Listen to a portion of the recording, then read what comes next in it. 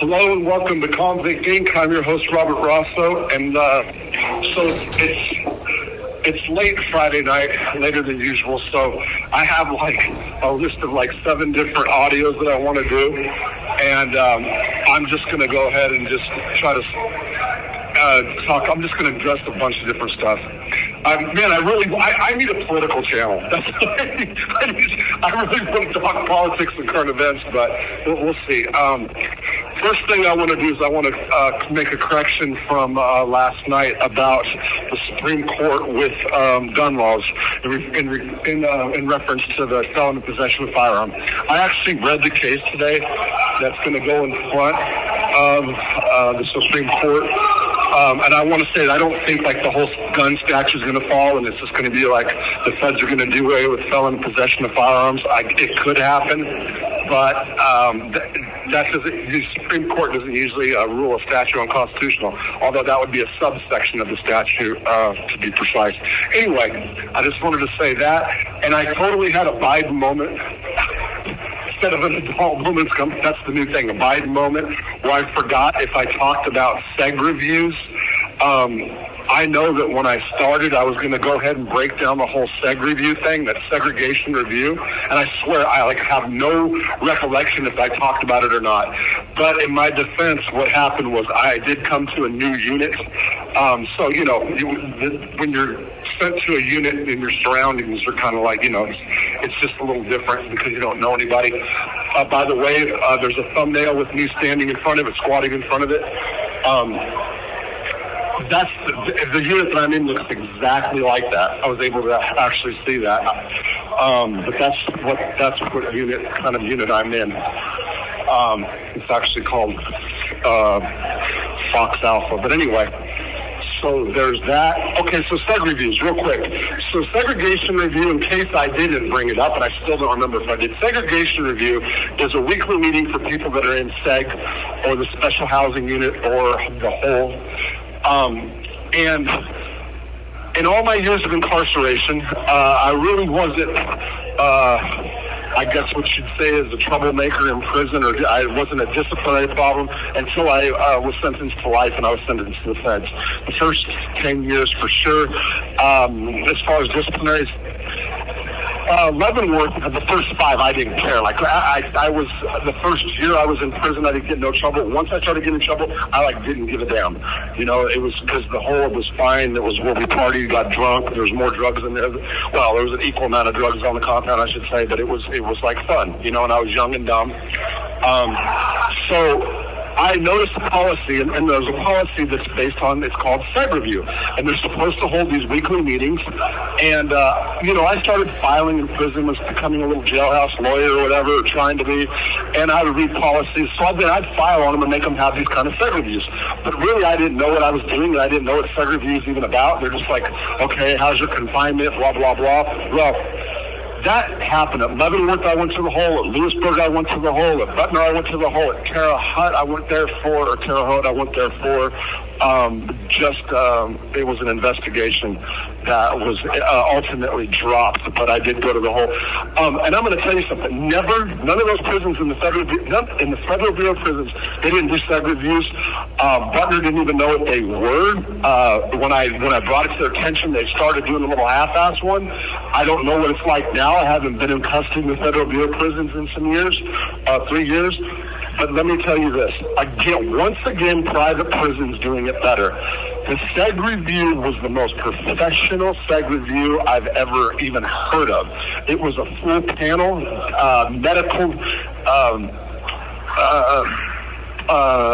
medical psychology, and administrative people. It was held or led by the chief in this facility, in these private prisons.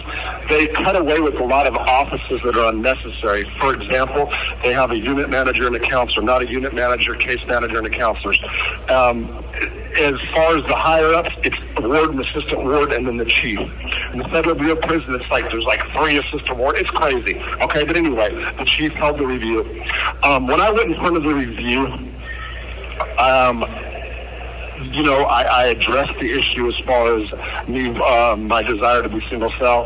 The chief actually said that he couldn't make no promises about single cell.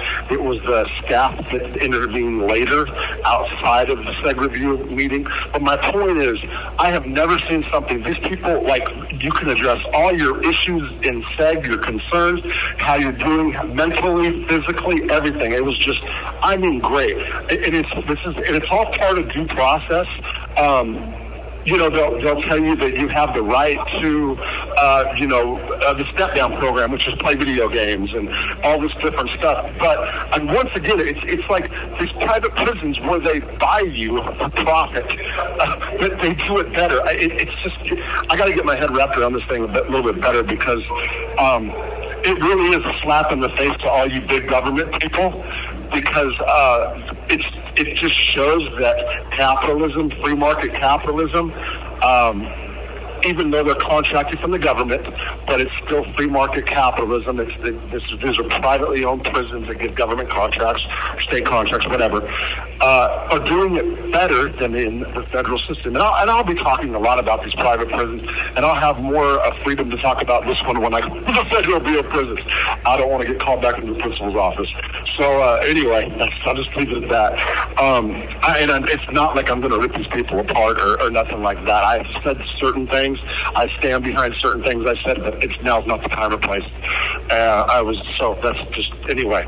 What else? So now, SEG review. Reclassification, custody classification. Went up in front of a hearing today. Not a hearing, it was one person. They reclassified my points. There's a point system here, low, medium, high. I actually fall in the category. I was low when I got here. I had 1 point. Now I have 4, just getting that disciplinary for refusing to sell you, which is like the least seriousness. It's in the disciplinary system. It's a minor. I'm sorry. So it's a minor disciplinary is what it is. It's real low on the totem pole. I got 3 points, so I'm now a medium. Medium starts at 4. I think it's 4 to 8. I believe it was. But anyway, so I'm a medium, but I stay in this pot is a medium low. So where I'm at now. Okay, so what do I do all day? That's what I wanted to talk about too. So my days are spent like this in here. Right now, so I'm just doing this unit. You can only go outside 1 hour a day if you go. They pretty much do have rec 7 days a week. The yards, they have a whole bunch of different yards, and they just pick at random which ones you go to.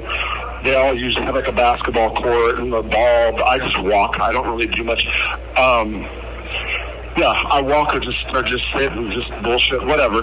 But what I have done is I wake up in the morning, usually between 4 and 5 a.m. Breakfast is served between 4 and 6. Watch TV. This pod, I'm going to say, we got a bunch of news watchers. They watched liberal news. So today I watched CNN. Kind of made me nauseous. Anthony Scaramucci. But anyway, CNN, Fox, NBC, they do it all. And they do morning and night. I listen to talk radio a lot in my cell. I have a little system set up with headphones, and I read. And I've been reading the type of books I've been reading are kind of like these self-help books. As a matter of fact, I said yesterday that I made a contract to myself. I came in here, I prayed last night. Like I said, I wake up, I pray first thing in the morning. I pray before I go to bed, and I look up on the top bunk. It's a real clean cell. It's really nice in here. And there's a book that said, "What Every Man Needs to Know."